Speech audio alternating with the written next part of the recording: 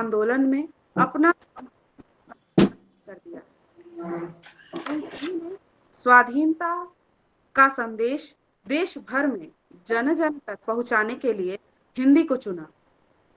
हिंदी भारत में सर्वाधिक बोली जाने वाली भाषा बनकर उभरी है। माननीय प्रधानमंत्री नरेंद्र मोदी जी ने संयुक्त राष्ट्र संघ के मंच पर से हिंदी में भाषण देकर वैश्विक पटल पर हिंदी का दबदबा और बढ़ा दिया है। स्वतंत्रता आंदोलन में हिंदी पत्रकारिता ने भी अहम भूमिका निभाई है।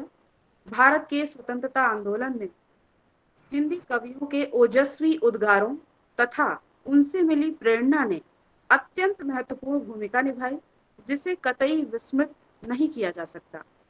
जिसमें हरिश्चंद्र, मैथिली शरण गुप्त, माखनलाल चतुर्वेदी, पंडित राम नरेश त्रिपाठी, जयशंकर प्रसाद, श्री जगदम्बा प्रसाद मिश्र हितैषी, पंडित बालकृष्ण शर्मा नवीन, सोहनलाल द्विवेदी, सुभद्रा कुमारी चौहान, श्यामलाल गुप्त, बद्री नारायण चौधरी प्रेमघन, प्रताप नारायण मिश्र आदि अनेक ऐसे नाम हैं जिन लोगों ने अपनी कविताओं के माध्यम से स्वतंत्रता संग्राम की अलख जलाने में अपना योगदान दिया।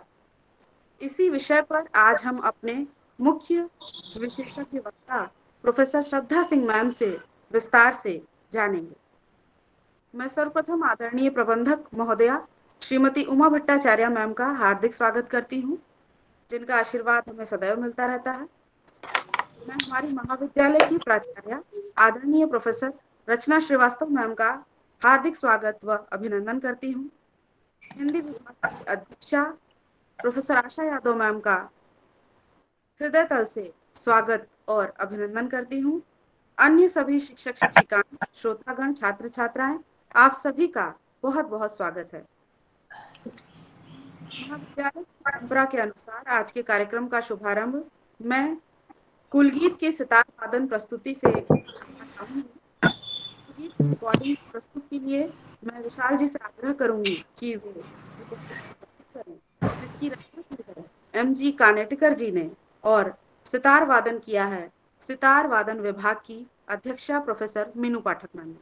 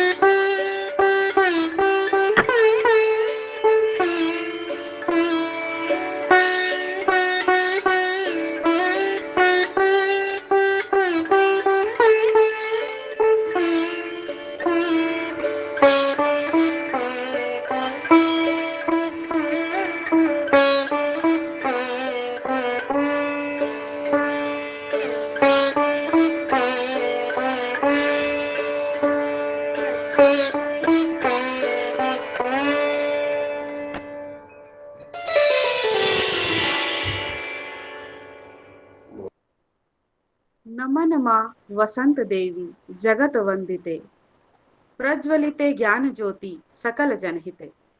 इस कर्णप्रिय सितार वादन कुलगीत प्रस्तुति के लिए मीनू मैम का बहुत बहुत धन्यवाद।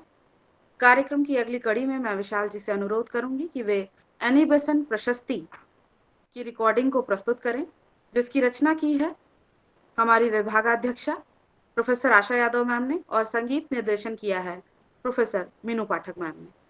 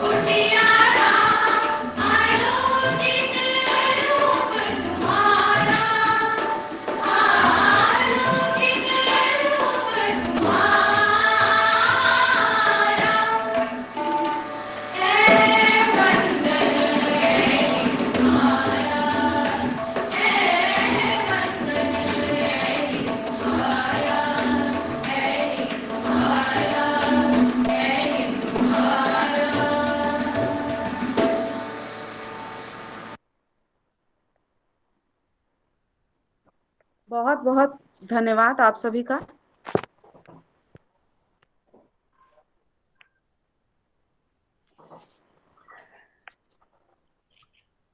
एनिमेशन प्रशस्ति प्रस्तुत कर रही थी महाविद्यालय की संगीत विभाग की छात्राएं। घुंघरू पर मीनू पाठक मैम, तबले पर सौम्यकांति मुखर्जी, मेराकस पर डॉक्टर आशा यादव मैम, हारमोनियम पर संगीत विभाग की छात्रा। आप सभी का बहुत बहुत धन्यवाद इस प्रस्तुति के लिए। अब मैं आदरणीय प्राचार्य मैम को स्वागत वक्तव्य के लिए आमंत्रित करूंगी। हाँ, धन्यवाद शुभांगी। और सबसे पहले प्रोफेसर श्रद्धा सिंह का बहुत बहुत स्वागत आज के इस कार्यक्रम में, इस द्विदिवसीय अंतर्राष्ट्रीय गोष्ठी के दूसरे दिन, जबकि हम लोग एक बहुत महत्वपूर्ण विषय पर विचार करने के लिए इकट्ठे हुए हैं। और प्रोफेसर श्रद्धा सिंह महाविद्यालय की छात्रा रही हैं। सबसे पहले तो उनका यही परिचय है और हम लोगों से बहुत जुड़ी हुई है, महाविद्यालय आती रहती हैं और महाविद्यालय की छात्राओं की उत्तरोत्तर वृद्धि हो, ऐसा उनके मन में हमेशा रहता है, क्योंकि अपनी जगह है ये। तो हम लोग आज जो बात करेंगे, उनसे सुनेंगे कि स्वतंत्रता आंदोलन और हिंदी बड़ा रोचक विषय है, क्योंकि एक राजनीति विज्ञान की छात्रा और व्याख्याता दोनों होने के नाते, और चूंकि राष्ट्रीय आंदोलन बीए फर्स्ट ईयर में मैं ही पढ़ाया करती थी, तो जब हम पढ़ाते थे तो राष्ट्रीयता की भावना के उदय के कारण ये बताते थे, जिनमें बहुत सारे हम लोग सामाजिक, राजनीतिक और आर्थिक कारणों की चर्चा करते थे। और उनमें से कई तो ऐसे थे जो नकारात्मक कारण थे, यानी कि अंग्रेजी सरकार ने जो शोषण किया, जिसकी वजह से राष्ट्रीयता की भावना उदय हुई। लेकिन कुछ सकारात्मक कारण भी थे जिन्होंने बल प्रदान किया राष्ट्रीयता की भावना के उदय को। जैसे रेल की बात हम करते हैं, जैसे हम इसी तरीके से हिंदी भाषा की बात करते हैं, क्योंकि इसके पूर्व यानी अंग्रेजों का आगमन और उसके पूर्व हमारे यहाँ जो राजभाषा थी, यानी जो कोर्ट की जो लैंग्वेज थी, वो फारसी और उर्दू हुआ करती थी। हिंदी या देवनागरी लिपि लगभग कोर्ट से तो खत्म हो चुकी थी, क्योंकि वहां पर जो शासन था, मुगल थे, इस्लाम जो रूलर्स थे, इस्लामिक रूलर्स थे, उन्होंने हिंदी पर का प्रयोग नहीं किया था। नतीजा क्या था कि हमारे यहाँ फारसी और उर्दू तो लोग पढ़ते थे, लेकिन हिंदी का पठन पाठन कम होता था। और जब अंग्रेज आए तो उन्होंने क्या किया, उन्होंने उसको रिप्लेस कर दिया अंग्रेजी से। नतीजा क्या था कि हम बड़े अपनी हिंदी भाषा को लेकर हमेशा हीन भावना से हम भर दिए गए थे कि हिंदी का प्रयोग नहीं करना चाहिए, क्योंकि वो तो कोर्ट की लैंग्वेज है नहीं भाई, सरकार जो भाषा बोलती है वही भाषा उच्च हो जाती है। तो पहले फारसी उर्दू और फिर अंग्रेजी, हिंदी की तो बात ही नहीं कही थी। और ऐसे में हिंदी से जुड़ी हुई, यानी हमारी जो पुरानी संस्कृति थी, हमारे जो तरह तरह के हमारे इतने महत्वपूर्ण जो हमारा लेखन था, उन सबको हमने ऐसा मान लिया कि ये हमारे महत्व के नहीं है। और उसके बाद 1857 की जब क्रांति हुई, उस समय से हिंदी भाषा को एक बार फिर से वो स्थान मिला। इसलिए मिला क्योंकि इसने लोगों को जोड़ने का काम किया। और कहाँ से शुरुआत हुई, जितना मेरे को समझ में आता है, श्रद्धा जी जरूर आगे बताएंगी, कि चंद्रकांता संतति, ऐसा हम लोग पढ़ते आए हैं, सुनते आए हैं, कि जब बाबू देवकी नंदन खत्री ने चंद्रकांता संतति को लिखा, उसके बाद लोगों ने हिंदी को पढ़ना इसलिए शुरू किया कि वो उस पुस्तक को पढ़ सके। और उसका लाभ क्या हुआ कि हिंदी एक जो सबको सर्व क्या कहते हैं, ग्राह्य, और सबको जो एक्सेप्टेड लैंग्वेज के रूप में उसका उदय शुरू हुआ, और उसने लोगों को बांधने का काम शुरू किया। और इसी समय हिंदी प्रेस जो था उसका उत्थान हुआ, और जो पत्र पत्रिकाएं थी वो हिंदी में निकाली जाने लगी और निश्चित रूप से उन्होंने अंग्रेजी सरकार की मुखालफत की, जिसके बाद वर्नाकुलर प्रेस एक्ट बना। इस एक्ट ने, वर्नाकुलर प्रेस एक्ट यानी जो हमारी देशज भाषाएं हैं उन पर प्रतिबंध लगाने के लिए, सेंसर लगाने के लिए एक्ट बना था, जिस एक्ट को बनाने की वजह से भी राष्ट्रीयता की भावना का उदय हुआ एक नकारात्मक तत्व के रूप में, और हिंदी भाषा ने एक सकारात्मक तरीके से लोगों को जोड़ने का काम किया। तो भारत जो अनेक प्रिंसली स्टेट्स में बटा हुआ था, लेकिन फिर भी अंग्रेजों ने कुछ हद तक एक अंग्रेज भारत कर दिया था, खड़ा कर दिया था, वो एक सूत्र से बंधा जो राष्ट्रीयता के लिए जरूरी है, क्योंकि ये तो एक भावना है।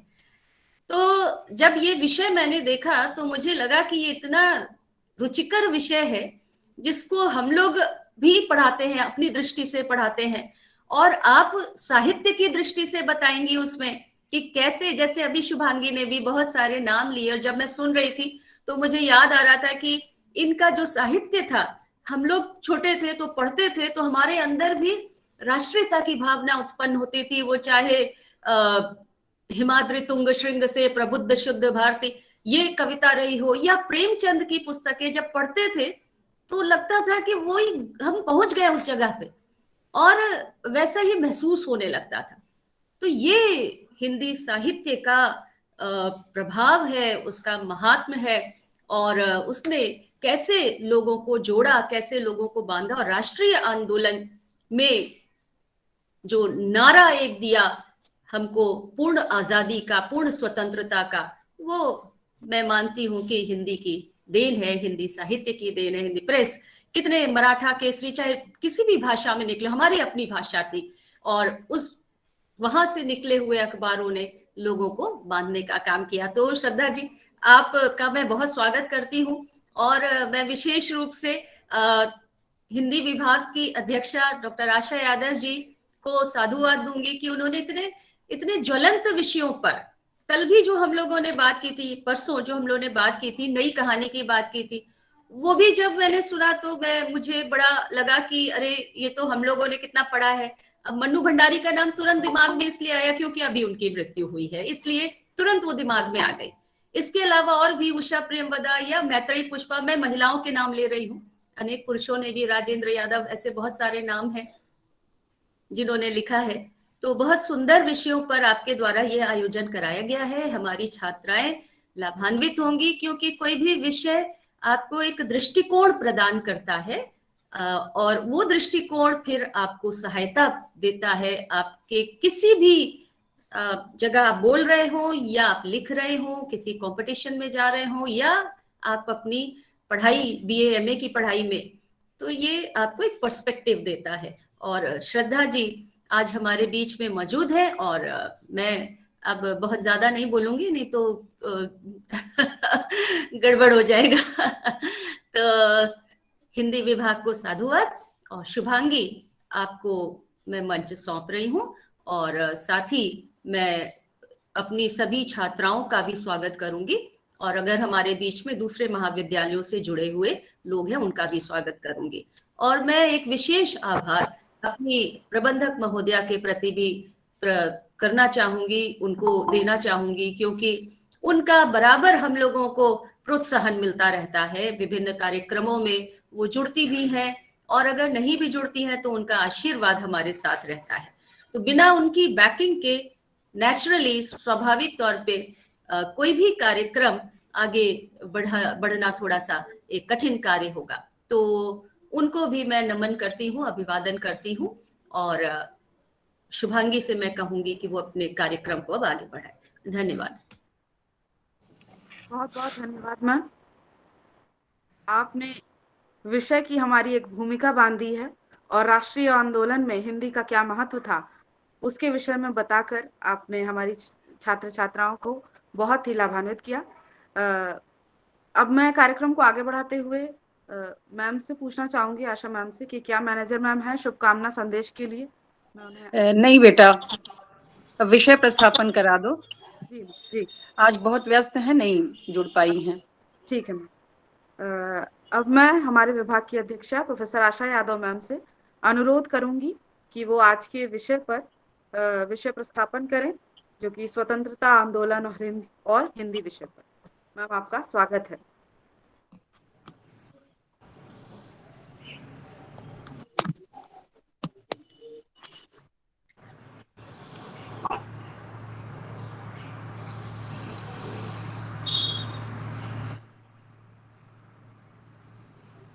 धन्यवाद शुभांगी। सभी को नमस्कार।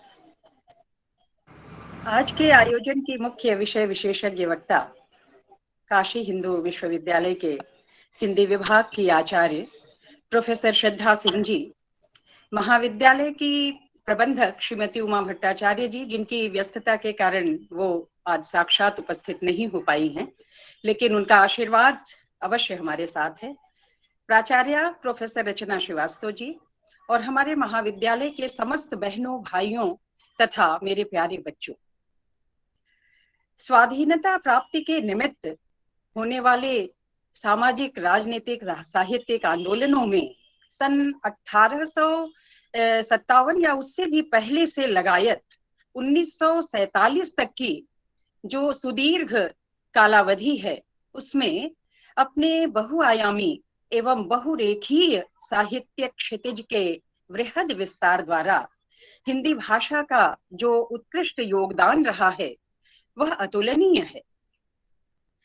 स्वतंत्रता संग्राम के आंदोलनकर्ताओं, क्रांति के अग्रदूतों और स्वतंत्रता समर सेनानियों के अकथ व अथक प्रयास तो उल्लेखनीय है ही, साथ ही हिंदी ने भी निस्संदेह उन रणबांकुरों और स्वतंत्रता संग्राम योद्धाओं में देशभक्ति व राष्ट्रबोध का जज्बा भरने, अपने सपनों को समुन्नत उड़ान देने तथा भारतीय युवाओं में जोश, ऊर्जा, साहस एवं उत्साह का संचार करने में जो बलवती भूमिका निभाई है, उसे हम अनदेखा नहीं कर सकते।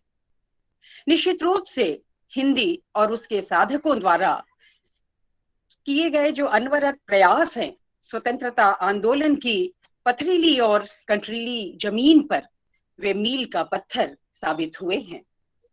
यही कारण है कि हमारे महाविद्यालय के हिंदी विभाग द्वारा आयोजित इस अंतर्राष्ट्रीय ई व्याख्यान श्रृंखला की आज की दूसरी कड़ी के व्याख्यान विषय के रूप में स्वतंत्रता आंदोलन और हिंदी को ही हमने विचार मंथन व विमर्श के लिए चुना है।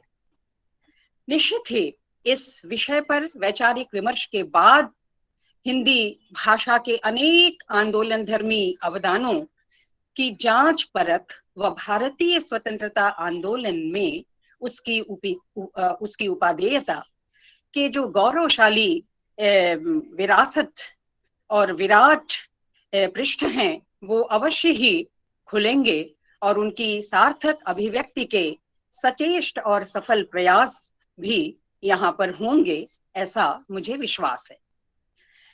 हिंदी भाषा व साहित्य की लगभग सभी विधाओं, कविता, कहानी, नाटक, उपन्यास, यात्रा वृत्तांत, एकांकी, नुक्कड़ नाटक, नौटंकी, रंगमंच, सिनेमा, पत्रकारिता, प्रिंट व इलेक्ट्रॉनिक मीडिया, गीत, गजल, शायरियां, लोकगीतों और सूत्रात्मक हिंदी नारों द्वारा भी स्वतंत्रता आंदोलन का पथ निरंतर प्रशस्त किया जाता रहा है। हिंदी के तत्कालीन युगचेता साहित्यकारों में मैं विशेष रूप से भारतेंदु हरिश्चंद्र जी का नाम लेना चाहूंगी। उनकी भूमिका इस दृष्टि से अग्रगण्य और अक्षुण्ण है। अपनी भारत दुर्दशा, अंधेर नगरी और चौपट राजा आदि रचनाओं द्वारा उन्होंने युवाओं को अंग्रेजी शासकों के अन्याय, अत्याचार युक्त रवैये और शोषण के विरोध में जो विद्रोही तेवर अपनाने और उनकी सामंतशाही और उपनिवेशवादी प्रवृत्ति और कार्य प्रणाली के विरुद्ध उद्वेलित और आक्रोशित करने का जो निरंतर आयास किया है, वह निश्चित रूप से उल्लेखनीय है। उनके साथ ही उनके अन्य जो समकालीन साहित्य सर्जक थे, चाहे प्रताप नारायण मिश्र रहे हों, बद्री नारायण चौधरी प्रेमधन रहे हों, राधा कृष्ण दास रहे हों, ठाकुर जगमोहन सिंह, पंडित अंबिका दत्त व्यास, माखन लाल चतुर्वेदी, मैथिली शरण गुप्त, राम नरेश त्रिपाठी, एक लंबी परंपरा है। बालकृष्ण शर्मा नवीन, सोहन लाल द्विवेदी और सुभद्रा कुमारी चौहान सरीखे बहुतेरे साहित्यकारों, पत्रकारों, फिल्म निर्माता, निर्देशकों, समाचार पत्र पत्रिकाओं के प्रकाशकों, संपादकों, शायरों, गीतकारों, गजलकारों आदि ने भी अपनी लेखनी से न केवल राष्ट्र प्रेम की भूमि को उर्वर बनाया है, बल्कि आजादी के आंदोलनों में भी उन्होंने सक्रिय भूमिका निभाकर स्वतंत्रता आंदोलन की उस धधकती हुई ज्वाला को अपनी ज्वलंत सर्जनाओं से प्रचंड रूप प्रदान किया है। मुंशी प्रेमचंद जी का नाम न लें तो बात अधूरी सी लगती है। स्वतंत्रता आंदोलन के साहित्यकारों में वे एक ऐसे सशक्त हस्ताक्षर हैं जिनकी रचनाओं ने मृत प्राय लोगों में भी नव प्राण का संचार किया है, जिसके कारण उनकी रचना सोजे वतन, जो विस्फोटकों की भांति सच्चे क्रांतिकारी विचारों को अंजाम दे रही थी, उसकी प्रतियां अंग्रेज सिपाहियों द्वारा जला दी गई थी। फिर भी उनकी जो लेखनी थी, उनकी जो कलम थी, वे कलम के सिपाही कहे जाते हैं, उनकी लेखनी आग उगलती रही। इसी प्रकार कवि गोपाल दास नीरज, जो मंचीय कवि थे, उन्होंने भी अपनी मैं विद्रोही हूं, जग में विद्रोह कराने आया हूं जैसी अनेक जोश भरी रचनाओं द्वारा स्वतंत्रता समर में शंखनाद करने का बड़ा जोशीला प्रयत्न किया था। उसी प्रकार राष्ट्र कवि रामधारी सिंह दिनकर और महाकवि जयशंकर प्रसाद आदि ने भी जन जन की आत्मा में राष्ट्रीय बोध भरने में महती भूमिका का निर्वाह किया था। जयशंकर प्रसाद के चंद्रगुप्त नाटक के अत्यंत ओजस्वी भाव बिखेरते गीतों की कुछ पंक्तियां, जिनका उल्लेख हमारी प्राचार्य रचना श्रीवास्तव मैडम ने भी अभी किया था। हिमाद्रि तुंग श्रृंग से प्रबुद्ध शुद्ध भारती, स्वयं प्रभा समुज्ज्वला स्वतंत्रता पुकारती। ऐसे ही भाव भंगिमा वाले एक और गीत का मैं उल्लेख करना चाहूंगी। अरुण यह मधुमय देश हमारा, जहां पहुंच अनजान क्षितिज को मिलता एक सहारा। ऐसे ही कवि श्यामलाल गुप्त परिषद की ये जो पंक्तियां हैं, जो जन जन के हृदय का हार उस समय भी थी और आज भी उनको बड़े स्नेह और बड़ी देशभक्ति के साथ लोग दोहराते हैं। विजयी विश्व तिरंगा प्यारा, झंडा ऊंचा रहे हमारा। तो इन सारी गीतों को हम कभी भुला नहीं सकते। ऐसे असंख्य हिंदी गीत स्वाधीनता आंदोलन में राष्ट्रीय चेतना की अलख जगाते हुए सुनाई पड़ते हैं। बालकृष्ण शर्मा नवीन की पंक्तियां भी मुझे याद आ रही हैं। कवि तुम ऐसी तान सुनाओ जिससे उथल पुथल मच जाए।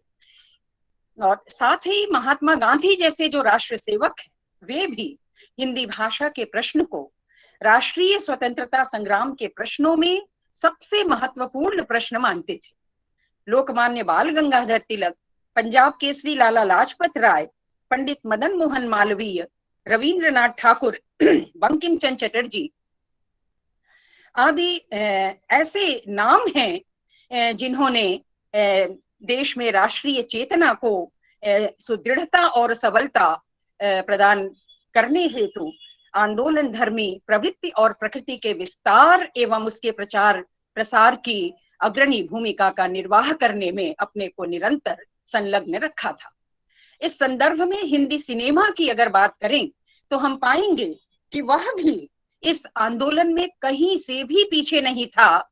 वहां भी स्वतंत्रता आंदोलन की पृष्ठभूमि वाली फिल्में जैसे महबूब खान निर्देशित मदर इंडिया, मनोज कुमार की पूरब और पश्चिम, फिल्म शहीद, मनोज कुमार और दिलीप कुमार की फिल्म क्रांति, और भारत पाक युद्ध पर बनी सैनिक परिवारों की दास्तां को बयां करती फिल्म बॉर्डर, राकेश ओम प्रकाश मेहरा निर्देशित रंग दे बसंती चोला आदि फिल्में युवाओं में देश प्रेम का जज्बा भरने के उद्देश्य से ही बनाई गई थी तथा आजादी के समर में इन सभी फिल्मों की उल्लेखनीय भूमिका रही थी।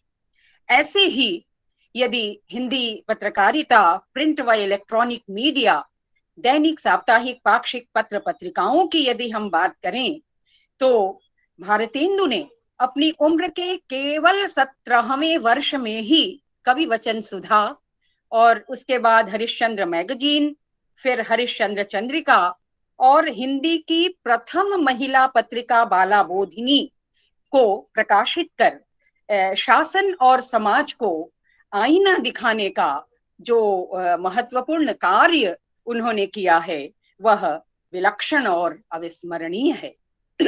ऐसे ही बालकृष्ण भट्ट ने हिंदी प्रदीप मिर्जापुर से, माधव प्रसाद धवन ने साप्ताहिक पत्र खिचड़ी समाचार गोरखपुर से प्रकाशित किया। फिर 1903 में सरस्वती पत्रिका, 1900 में बद्री नारायण प्रेमधन जैसे निर्भीक संपादक की आनंद कादम्बिनी, गोपाल दास गहमरी का जासूस पत्र, शांति नारायण भटनागर का स्वराज्य साप्ताहिक पत्र, कर्मयोगी गणेश शंकर विद्यार्थी की प्रेरणा से गोरखपुर से दशरथ प्रसाद द्विवेदी के संपादन में स्वदेश पत्र, और फिर काशी में 1920 से आज पत्र भी निकलने लगा था। श्री प्रकाश जी जिसके पहले संपादक थे और बाद में वो विष्णुराव पराड़कर जी के हाथों में ये पत्र आया था, तो ये जब निकलने लगा था तो ये अंग्रेजी सरकार की आंखों के लिए ये जो अखबार थे वो बंदूक के छर्रों से कम नहीं थे। मुंशी प्रेमचंद जी का साहित्यिक पत्र हंस तथा काशी से ही प्रकाशित संसार तथा रणभेरी आदि पत्रों की भी स्वाधीनता आंदोलन में विशेष भूमिका रही है। देवरिया जिले के खड्ग बहादुर मल्ल की एक क्षत्रिय पत्रिका भी 1942 में निकली थी, जो अपने भारतवर्ष की राष्ट्रीय चेतना के उन्मेष में बहुत ही महत्वपूर्ण भूमिका में दिखी थी। इसी प्रकार अगर हम हिंदी गीतों, गजलों, शायरियों, लोकगीतों और नारों की बात करें, तो ये जो सूत्रात्मक नारे थे वे इतना भाव भर देते थे, हमारे देश के युवाओं में इतना जोश भर देते थे कि वे देश के लिए मर मिटने के लिए तैयार हो जाते थे।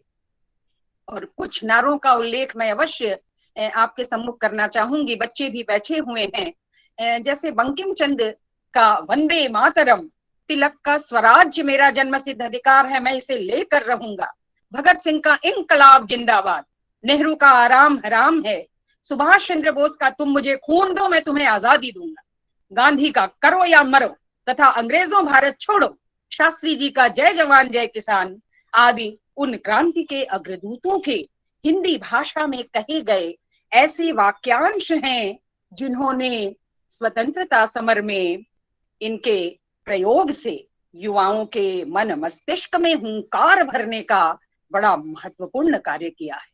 ऐसे ही असंख्य आजादी की भावना को केरने वाले प्रकरणों के पुनीत स्मरण के लिए ही आजादी के इस अमृत महोत्सव के उपलक्ष्य में आयोजित व्याख्यान श्रृंखला की दूसरी महत्वपूर्ण कड़ी में आज इस आभासीय मंच पर हम पुनः उपस्थित हैं मित्रों, और स्वतंत्रता आंदोलन और हिंदी विषय के साथ फिर से हम आज उसी दोराहे पर खड़े हैं जहां पर आज हमारा वैचारिक पथ प्रशस्त करने व हमारी दिशा निर्देशित करने के लिए मुख्य विषय विशेषज्ञ के रूप में मेरी परम मित्र प्रोफेसर श्रद्धा सिंह जैसी विदुषी हमारे बीच उपस्थित हैं, जो विश्व हिंदी गौरव एवं कर्मयोगी जैसे अनेक उत्कृष्ट सम्मानों से अभिनंदित की गई हैं तथा काशी हिंदू विश्वविद्यालय के हिंदी विभाग की वरिष्ठ आचार्य, कुशल प्रशासिका, विदुषी वक्ता और नीर क्षीर विवेकी समीक्षक हैं।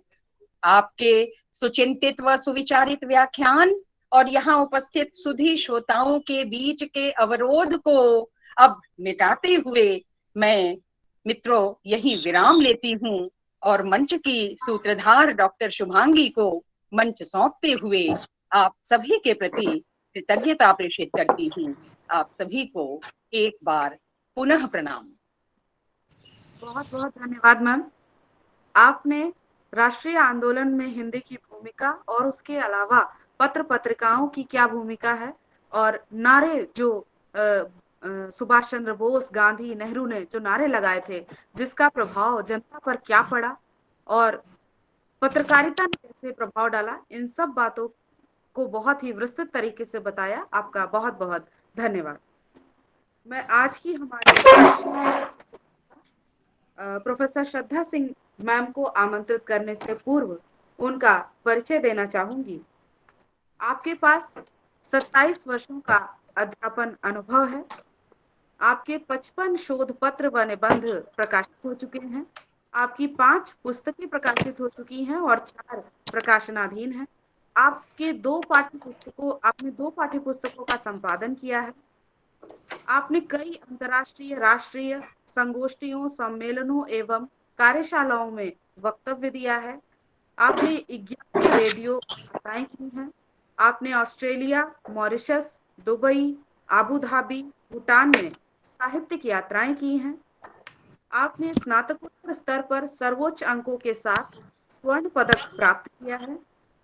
आपको चतुर्थ विश्व तुलसी सम्मेलन, तुलसी जन्मभूमि सुकर खेत विकास समिति एवं सनातन धर्म परिषद द्वारा भी श्री तुलसी सम्मान प्राप्त हो चुका है। आपको महाप्राण निराला स्मृति सम्मान, विश्व हिंदी गौरव सम्मान, कर्मयोगी पुरस्कार 2018 प्राप्त हो चुका है। विश्व हिंदी सेवी सम्मान, विश्व हिंदी मंच मॉरिशस द्वारा आप सम्मानित हो चुकी हैं। आपने अंतर्राष्ट्रीय साहित्य कला मंच द्वारा महाकवि हरिशंकर आदेश साहित्य चूड़ामणि सम्मान प्राप्त किया है। आप महिला पंचायत एवं स्वर्गीय अलखनाथ यादव समाजवादी चिंतक मंच द्वारा सम्मानित हो चुकी हैं। आप द यूनिवर्सिटी क्लब में बैडमिंटन टूर्नामेंट में उपविजेता भी रही हैं। इसके अलावा कई संस्थानों की अकादमिक सदस्य भी हैं। मैम, आपकी ये उपलब्धियां हमें सदैव प्रेरणा देती हैं और उत्साहित करती हैं।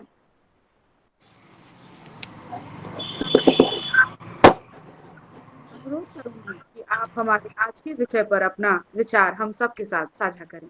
आपका बहुत बहुत स्वागत है।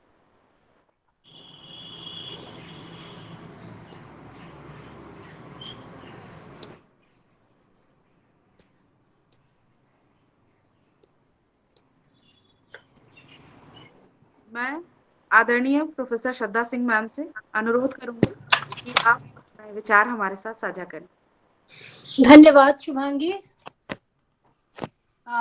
डॉक्टर रचना ने और डॉक्टर आशा ने इतना कुछ बोल दिया है कि अब मेरे लिए क्या बचा है, और बड़ी चुनौती हमारे सामने कि मैं इन लोगों को छोड़कर अब बोलूंगी क्या। डॉक्टर रचना ने ही शुरुआत ऐसी कर दी कि लगा कि अब तो मेरा भाषण गया और इसके बाद आशा ने रही सही कमी पूरी कर दी। अब मेरे सामने तो चुनौती ये बची है कि मैं ऐसा क्या करूं जो आप लोगों से अलग हो और थोड़ा सा नया हो। तो तुरंत ही मेरे मन में विचार आया कि जो इस समय की सबसे बड़ी समस्या है, अभी कुछ दिनों पहले अखिल भारतीय राजभाषा सम्मेलन हुआ, जिसमें हम शिरकत करने के लिए का मौका मुझे भी मिला था और आशा भी गई थी उसमें। तो उस अखिल भारतीय राजभाषा सम्मेलन से ही अब हमें कुछ विषय उठाना पड़ेगा जो हमारे देश की सबसे बड़ी। हम साहित्य की तरफ अब जाएंगे ही नहीं, साहित्य और पत्रकारिता पर बहुत फोकस हो गया, सिनेमा सब कुछ ले लिया आशा ने, कुछ छोड़ा ही नहीं मेरे। तो अब हम सीधे सीधे बचता है मेरे लिए राजभाषा और राष्ट्रभाषा के रूप में हिंदी, और ये बहुत बड़ी चुनौती है हमारे देश के सामने। इतनी बड़ी चुनौती है कि शायद पूरे विश्व में हमारा ही देश एक ऐसा देश है जिसकी अपने देश की भाषा राजभाषा नहीं है। हमारा देश राष्ट्रभाषा विहीन है, कोई राष्ट्रभाषा नहीं। और इसके कारण हम लोगों को पूरा सरकार से लेकर हम सब लोगों को ने लगातार प्रयास अब जारी किए हैं और ये जो स्वतंत्रता का अमृत महोत्सव मनाया जा रहा है, यानी कि आजादी के 75 साल हो चुके हैं। और अभी जैसा विस्तृत खाका अभी आशा और रचना मैडम ने खींचा, इससे साफ दिखाई दे रहा है कि जो आजादी का काल था, यानी कि 1947 के पहले का जो समय था, उस समय तक हिंदी की इतनी दुर्दशा नहीं थी जितनी आज है। मैं चैलेंज के साथ कह सकती हूँ कि जो हिंदी से एमए करने वाले, डिग्री लेने वाले, पीएचडी करने वाले भी बच्चे हैं, उसमें से भी कितने परसेंट बच्चे जो हैं वो शुद्ध हिंदी का प्रयोग नहीं कर पाते हैं। और बाकी और लोगों में तो मानसिकता ही ये है कि हिंदी का प्रयोग से हम थोड़ा हीनतर महसूस करते हैं और अंग्रेजी के प्रयोग से अपने को गर्वान्वित महसूस करते हैं। तो धीरे धीरे परिवार में अब ऐसा होता जा रहा है कि हिंदी की ऋतुएं, हिंदी की गिनतियां, हिंदी के पहाड़े, हिंदी के बहुत सारे, मतलब जो हमारे संस्कार हैं, हिंदुत्व के संस्कार है, वो धीरे धीरे हम लोग जो मतलब तीन बिंदु थे आजादी प्राप्ति के लिए: स्वदेशी, स्वभाषा और स्वराज। स्वराज तो हमें प्राप्त हो गया, लेकिन स्वदेशी और स्वभाषा धीरे धीरे हम खोते जा रहे हैं और अंग्रेजी हमारे ऊपर हावी होती जा रही है, अंग्रेजियत हावी होती जा रही है। तो जैसे बिना अभिव्यक्ति के कोई व्यक्ति गूंगा होता है, वैसे ही अपनी भाषा के बिना कोई भी देश गूंगा होगा। मतलब किसी भी राष्ट्र और उसमें बसने वाले समुदायों की सही पहचान अगर करनी है, तो सही पहचान करने के लिए उसकी भाषा और उसकी संस्कृति को ही हम देख सकते हैं कि भाषा और संस्कृति के आधार पर ही हमें पता चलता है कि कौन किस देश का वासी है। यानी कि भाषा और संस्कृति ही मनुष्य की पहचान होती है, उसके स्थानीयता की पहचान होती है, उसके क्षेत्र की पहचान होती है। अब हम, जैसा कि आज दौर चल रहा है, अंग्रेजियत का दौर चल रहा है, कल्पना कीजिए कि भारत के सभी प्रदेशों में सब जगह अंग्रेजी फैल जाए। मतलब जितने लोग हैं सब अंग्रेजी बोलते मिले, गांव के लोग, कस्बे के लोग, स्कूल में, बाजार में, घर में, परिवार में, मोहल्ले में, सब जगह केवल अंग्रेजी हो जाए, तो क्या किसी को एहसास होगा कि हम भारत में हैं? बिल्कुल नहीं होगा। क्या इससे भारतीय संस्कृति का एहसास होगा? बिल्कुल भी नहीं होगा। धीरे धीरे अंग्रेजियत जो जो हावी होती जाएगी, त्यों त्यों भारतीयता और भारतीय संस्कृति का विलोपन होता जाएगा और हो रहा है, जिसको बचाना है। अभी रचना मैडम ने बताया कि हमारे देश में मुगलों ने शासन किया, अंग्रेजों ने शासन किया, जिसके कारण कभी अंग्रेजी तो कभी अरबी फारसी का वर्चस्व रहा, क्योंकि हम औपनिवेशिक थे, औपनिवेशिकता के अधीन थे, इसलिए हमारे ऊपर भाषाएं थोपी गई। लेकिन बावजूद इसके भारत ने अपनी पहचान को, अपनी संस्कृति को और अपनी सभ्यता की पहचान स्वरूप भाषा को अभी तक कुछ कुछ तो बचा करके रखा ही हुआ है, चल रही है, और उसको और जो डूब रही है उसको बचाना है। भारत के लिए स्वतंत्रता का संघर्ष की तरफ अगर हम चलें, स्वतंत्रता आंदोलन की तरफ अगर हम दृष्टिपात करें, तो 1857 से ही राष्ट्रीय स्वाधीनता आंदोलन का लगभग सूत्रपात हो चुका था। दिल्ली से, झांसी से हिंसात्मक संघर्ष छिड़ गए थे, लेकिन उस संघर्ष में सब अपने अपने ढंग से लड़ रहे थे। पूरे देश में भावनात्मक स्तर पर या राष्ट्रीय स्तर पर कोई ऐक्य नहीं था, और 1857 में हम असफल भी रहे। यहीं से राष्ट्रीय स्तर पर भावनात्मक एकता हेतु, भावनात्मक एकता के लिए एक कॉमन लैंग्वेज, सामान्य भाषा की आवश्यकता को महसूस किया गया। और जब सामान्य भाषा की आवश्यकता को महसूस किया गया, तो तब ये दिखाई दिया कि जो भारत में मौजूद बहुत सारी भाषाएं हैं, उसमें से एक हिंदी ही ऐसी भाषा है जो सबसे अधिक व्यापक है, सबसे अधिक सरल है।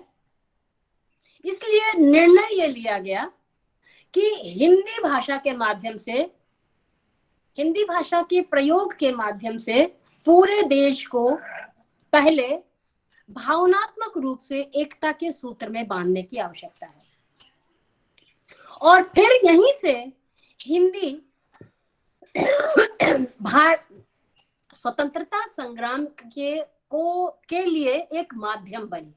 यानी कि हिंदी के माध्यम से भारतीय स्वाधीनता संग्राम की लड़ाई लड़ी गई, इसी भाषा में जीने मरने की कस्में खाई गई, इसी भाषा में आजादी के गीत लिखे गए। क्यों? इसका हमने कहा ना कि ये एक हिंदी एक व्यापक भाषा है, पूरे देश की एक सामान्य भाषा है। हम लोग भाषा विज्ञान या हिंदी में पढ़ाते समय ज्यादातर हम देखते क्या, हम लोग हिंदी पट्टी निर्धारित करते हैं, ये हिंदी प्रदेश है, डायस्पोरा तय करते हैं। लेकिन बात यह है कि हिंदी देखा जाए तो हिंदी जो है केवल हिंदी प्रदेश तक सीमित नहीं है, उसका क्षेत्र बहुत व्यापक है, और व्यापकता और सरलता के आधार पर इसको राष्ट्रभाषा बना देने में कोई समस्या नहीं थी, समस्या को खड़ा किया गया। तो हम देखते हैं क्या कि बाहर से जब भी कोई भारत में आता है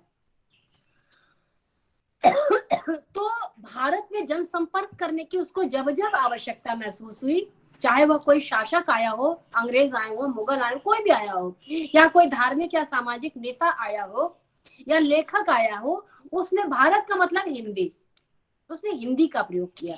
तीर्थयात्री आते हो, व्यापारी आते हो, कलाकार आते हो, तो भारत का मतलब हिंदी है। तो अब हम देखना ये चाहते हैं कि हिंदी, हमने कहा कि हिंदी केवल हिंदी प्रदेश तक सीमित नहीं है, बल्कि उसका क्षेत्र पूरे भारत वर्ष भर में व्याप्त है। तो अब हम जरा सा पहले राष्ट्रीय स्वाधीनता आंदोलन तक पहुंचने से पहले हम बहुत संक्षेप में ये दिखा देना चाह रहे हैं, पूरे भारत की यात्रा करते हैं हम और देखते हैं क्या कि कहाँ कहाँ हिंदी किस किस रूप में विराजमान है। हिंदी भाषा की हम बात करें, हिंदी साहित्य की बात नहीं कर रहे, क्योंकि हमने शुरुआत कर दी क्या कि अब हम राजभाषा और राष्ट्रभाषा के रूप में हिंदी पर बातचीत करेंगे, साहित्यिक भाषा के रूप में हिंदी की बात नहीं करेंगे। उस पर आशा यादव ने बहुत विस्तार से प्रकाश डाल दिया। तो अब हम देखें तो हिंदी का जो आदिकालीन साहित्य है वहां से शुरुआत हम करते हैं। हिंदी का आदिकालीन साहित्य जिसमें नाथ साहित्य है, सिद्ध साहित्य है, ये सारे साहित्य जो लिखे गए, तो अब आप देखिए ये कहाँ लिखे गए। सारा का सारा नाथ साहित्य पश्चिम भारत में लिखा गया और सारा का सारा सिद्ध साहित्य पूर्व भारत में लिखा गया। पूर्वी भारत में संत काव्य धारा का जन्म ज्यादा महाराष्ट्र से हुआ, गुजरात में लिखा गया, ब्रजबुली साहित्य लिखा गया और पूरा का पूरा भक्ति आंदोलन का जन्म होता है दक्षिण भारत से। दक्षिण भारत में शंकराचार्य के बाद रामानुजाचार्य, निम्बारकाचार्य, मध्वाचार्य, विष्णु स्वामी, ये बहुत सारे आचार्य हुए, एकदम दूर दक्षिण के आचार्य थे। और लेकिन उन्होंने हिंदी की ताकत को समझा और हिंदी में उन्होंने अपने गीत लिखे, हिंदी में विचार व्यक्त किए। अब हम थोड़ा और आगे बढ़ते हैं। मुगल रचना मैडम बैठी है, कोई गलती होगी तो मैम टोक दीजिएगा। जो मुस्लिम साम्राज्य था, मुस्लिम साम्राज्य का विस्तार दक्षिण भारत तक हुआ है ना। जब दक्षिण भारत तक, जैसे अलाउद्दीन खिलजी के समय में उत्तर से दक्षिण की तरफ बहुत सारे कर्मचारी, सैनिक और व्यापारी दक्षिण भारत में फैल गए, तो उनके माध्यम से हिंदी वहां तक गई। दक्षिण में राष्ट्रकूटों और यादवों का राज्य स्थापित हुआ, तो उन राष्ट्रकूटों और यादवों के राज्य के माध्यम से भी हिंदी वहां पहुंची। विजयनगरम दरबार, उस दरबार में हिंदी को बहुत विशेष स्थान प्राप्त था। मोहम्मद तुगलक ने दौलताबाद को अपनी राजधानी बनाई। जब दौलताबाद को अपनी राजधानी बनाई तो क्या हुआ, अपने साथ बहुत सारे ढेर सारी सेना को और जनता को भी वो अपने साथ वहां ले गए। तो इसके माध्यम से वहां हिंदी पहुंची। बहमनी राज्य की स्थापना हुई। अहमदनगर, बीजापुर, गोलकुंडा, बीदर, ये सब राज्य स्थापित हुए जो दक्षिणी हिंदी के केंद्र बने। और वहां पर दक्षिणी हिंदी में प्रचुर साहित्य लिखा गया, जैसे बंदा निवाज, मुल्ला वजही, शाह मीरा जी, कुली कुतुब शाह, बहुत सारे ऐसे नाम हैं जिन्होंने बिल्कुल दक्षिण भारत में बैठ करके दक्षिणी हिंदी में, दक्षिणी हिंदी जिसको कहते हैं, वहां पर साहित्य रचा। हिंदी देखिए, हिंदी का विस्तार हम बता रहे हैं। केरल में चलिए, केरल में एक कवि है श्रीराम वर्मा, उन्होंने हिंदी के गीतों की रचना की। महाराष्ट्र में चलिए तो संत ज्ञान देव, संत नामदेव, संत तुकाराम। मलयालम में चलिए तो मलयालम की तो पूरी भाषा आप देखेंगे तो उसकी जो शब्दावलियां हैं वो संस्कृत भाषा के बहुत निकट है। इस संस्कृत के निकट होने के कारण हिंदी के बहुत निकट है। केरल और तमिलनाडु की तरफ चलिए तो केरल और तमिलनाडु में क्या है, बंदरगाह है। बंदरगाह होने के कारण वहां व्यापार बहुत होता है, तो उत्तर भारत से बहुत सारे व्यापारी वहां जाते रहते हैं, और जब व्यापारी जाएंगे तो अपने साथ अपनी भाषा लेकर भी जाएंगे। तो वहां भी हिंदी का प्रचार प्रसार है। पूरे भारत की आप यात्रा कर डालिए, कहीं भी आपको हिंदी भाषा में अभिव्यक्ति करने में कोई दिक्कत नहीं होगी। जानबूझकर लोग दिक्कत करें तो वो अलग बात है। केरल में देखिए, केरल के लोग, केरल के जिन निवासी जो हैं, खासतौर से आप पूरे उत्तरी भारत में इधर उधर जितनी नर्सेस देखेंगे वो नर्स केरल की होती हैं। तो वो कितनी अच्छी हिंदी बोल लेती हैं, बहुत अच्छे से हिंदी का व्यवहार करते हैं। महाराष्ट्र में नाथ योगियों, महानुभावी संप्रदाय, वारकरी संप्रदाय, विट्ठल संप्रदाय, इन सब संप्रदायों के माध्यम से दूर दूर तक हिंदी का प्रचार प्रसार हुआ। 18वीं शताब्दी में पेशवा, सिंधिया और होलकर, ये मराठी घराने हिंदी में अपना राजकाज करते थे। और अब महाराष्ट्र में ही एक शहर है बंबई, वहां वो तो हिंदी का गढ़ है, हिंदी सिनेमा और व्यापार दोनों का गढ़ है। और मराठी और हिंदी की तो लिपि भी एक ही है। इसी तरह गुजराती भी ब्रज भाषा के ही बहुत निकट है। सूरदास की रचनाओं को आप देखिए या नरसिंह मेहता की रचनाओं को देखिए, दोनों में ज्यादा अंतर आपको नहीं दिखाई देगा। और वृंदावन से लेकर द्वारका तक कृष्ण भक्ति साहित्य का पूरा विस्तार रहा है। पंजाब में चले तो पंजाब में सिख गुरु गोविंद सिंह ने ब्रज भाषा में आत्मकथा लिखी है, कृष्ण काव्य लिखा है। पंजाब में ही हुए हैं श्रद्धा राम पुल्लौरी, यशपाल, सुदर्शन, उपेंद्रनाथ अश्क, करतार सिंह दुग्गल, मोहन राकेश, कृष्णा सोपती। पंजाब के लोग हिंदी में लिखते हैं।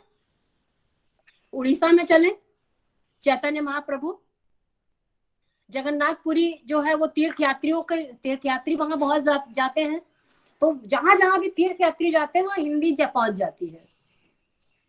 बंगाल में भक्ति आंदोलन के साथ ही वहां पर हिंदी का प्रचार प्रसार शुरू हो गया था, चाहे राजा राम मोहन रॉय हो, रविन्द्रनाथ टैगोर हो, सुनीति कुमार चटर्जी हो, ये सब हिंदी का प्रयोग करते थे। और हिंदी का जो पहला पत्र था वो भी कलकत्ता से प्रकाशित हुआ, सभी लोग जानते हैं। और ये भी चीज सभी लोग जानते होंगे कि भारत में सबसे पहले कलकत्ता विश्वविद्यालय में हिंदी को एमए पाठ्यक्रम में शामिल किया गया था। कलकत्ता विश्वविद्यालय में मतलब निराला भी वहीं रहते थे, मतवाला पत्रिका वहां से निकलती थी। जस्टिस शारदा चरण मित्र का नाम सुना होगा आपने, उन्होंने 1907 में देवनागर पत्र निकाला था, देवनागरी के विस्तार के लिए। तो और हिंदी के अध्यापन की शुरुआत भी कलकत्ता से हुई थी। कलकत्ता में क्या था, fort William fort William college से ही हिंदी अध्यापन की शुरुआत हुई थी और खड़ी बोली गद्य की नींव पड़ी थी। प्रभा खेतान, विष्णुकांत शास्त्री, कल्याणमन लोढ़ा, अलका सरावगी, सब वही के लोग हैं जो हिंदी को समृद्ध कर रहे हैं। तो लगभग हमने देखा कि पूरे देश में हिंदी व्याप्त है। हिंदी को पढ़ने पढ़ाने वाले, जानने वाले लोग फैले हुए हैं। यानी कि हिंदी एक ऐसी भाषा है जिसमें उस भाषा के क्षेत्र के बाहर के साहित्यकारों ने भारी मात्रा में लिखा। जैसे बंगाल के क्षिति मोहन सेन थे, मनमथ नाथ गुप्त, महाराष्ट्र के मुक्तिबोध, गुजरात के कन्हैयालाल माणिकलाल मुंशी, तमिलनाडु के थे श्रीनिवासाचारी हंस, आंध्रा के थे बालशौरी रेड्डी, तो पंजाब के उपेंद्र नाथ यशपाल, और एक नाम छूट रहा है, बहुत महत्वपूर्ण नाम, वो है मोटूरी सत्यनारायण। मोटूरी सत्यनारायण ने दक्षिण भारत में हिंदी के प्रचार का आंदोलन किया था। आपने राजर्षि टंडन का नाम सुना होगा। राजर्षि टंडन जिन्होंने हिंदी के प्रचार के लिए बहुत बड़ा काम किया था। मोटूरी सत्यनारायण को दक्षिण भारत का राजर्षि टंडन कहा जाता है। और उस मोटूरी सत्यनारायण ने हिंदी को राजभाषा घोषित कराने के लिए और राजभाषा के रूप में उसके स्वरूप को निर्धारित करने के लिए दक्षिण भारत में बहुत मेहनत की थी। और याद कीजिए, दक्षिण हिंदी प्रचार सभा, दक्षिण हिंदी प्रचार सभा की स्थापना की उन्होंने। राष्ट्र भाषा प्रचार समिति वर्धा की स्थापना की और केंद्रीय हिंदी संस्थान की स्थापना की। आप सभी लोग प्रयोजन मूलक हिंदी पढ़ते हैं। आपको पता है प्रयोजन मूलक हिंदी के जन्मदाता कौन थे? कोई बताएगा? प्रयोजन मूलक हिंदी के जन्मदाता भी मोटूरी सत्यनारायण थे, दक्षिण भारत के थे। आप सोचिए, राजभाषा, प्रयोजन मूलक हिंदी का मतलब क्या है? कार्यालयी भाषा। और उसको जन्म देने वाले थे मोटूरी सत्यनारायण, जो हिंदी प्रदेश के नहीं थे, दक्षिण भारत के थे। तो इस तरह से देखिए तो पूरे भारत वर्ष भर में एक माहौल था हिंदी का। और खड़ी बोली तो बाद की भाषा है। खड़ी बोली तो उसके पहले ब्रजी अवधी आदि हुआ करती थी, या हम जिसको कह सकते हैं गांधी जी की जो हिंदुस्तानी थी, जिसको कबीर की सदुक्कड़ी भाषा कहा गया, मिक्सचर भाषा कहा गया, है ना। वो जो मिश्रित भाषा थी, जो सूरदास की थी, कबीर की थी, तुलसीदास, रैदास, मीरा, इन लोगों ने जिस भाषा में लिखा वो कोई संस्कृत निष्ठ हिंदी नहीं थी। आज के समय में समस्या क्या है? हिंदी के नाम पर हम संस्कृत निष्ठ हिंदी थोपना चाहते हैं। हिंदी में जबकि भाषा में लचीलापन होना चाहिए। आज के समय में अनुवाद की जो सबसे ज्यादा समस्या आती है वो क्या आती है? क्योंकि हम तत्सम निष्ठता, संस्कृत निष्ठता की तरफ प्रेरित हो जाते हैं, सरलीकरण की तरफ आते ही नहीं है। जबकि हमेशा भाषा में एक लचीलापन होना चाहिए। भाषा बहता नीर होता है। बहता नीर का मतलब होता है कि जब पानी बहता है तो अपने साथ साथ आसपास की मिट्टी को, कूड़े करकट सबको समेटता चलता है अपने साथ। वो कुएं का पानी नहीं है। तो जो बहता नीर है तो उसमें दूसरी भाषाओं के शब्दों को, अरबी, फारसी, सबको लेने में क्या दिक्कत है? क्यों बिल्कुल संस्कृत निष्ठता की तरफ हम प्रेरित हो जाते हैं? तो यहीं से समस्या शुरू होती है। तो जो सूर, कबीर, रैदास, मीरा की जिस भाषा में लिखा, जो संस्कृत निष्ठ भाषा नहीं थी, वो आम लोगों के समझ में आने वाली भाषा थी।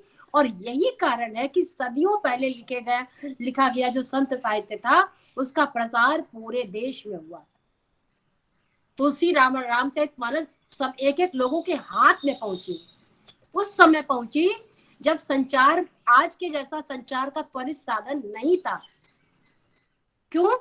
इन संतों को, तुलसीदास को तो संस्कृत बहुत अच्छी आती थी, संस्कृत में ग्रंथ लिख सकते थे, लेकिन उन्होंने नहीं लिखा क्योंकि उनको ये समझ थी कि हिंदी या हिंदुस्तानी में लिख करके पूरे देश से संपर्क स्थापित किया जा सकता है और किसी दूसरी भाषा में नहीं।